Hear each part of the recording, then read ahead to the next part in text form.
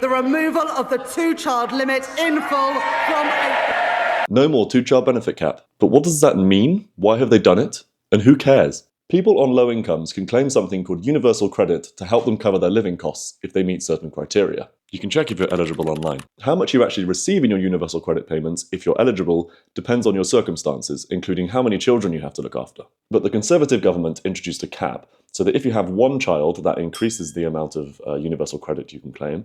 If you have a second child, that further increases the amount of universal credit you can claim. But your third child does not increase the amount of universal credit you can claim, nor does your fourth child, nor your fifth child, etc.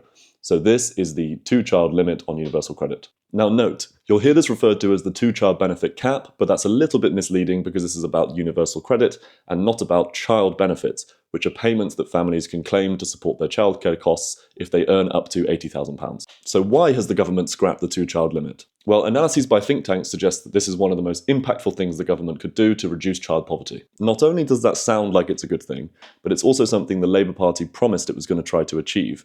So they've also done other things such as introducing free breakfast clubs for children and extending the entitlement to free school meals. That being said, although a lot of MPs were really pushing for this, the government was very hesitant to do it, and the Prime Minister Keir Starmer even said that it really wasn't the plan. Why the hesitancy? Well, because it's expensive.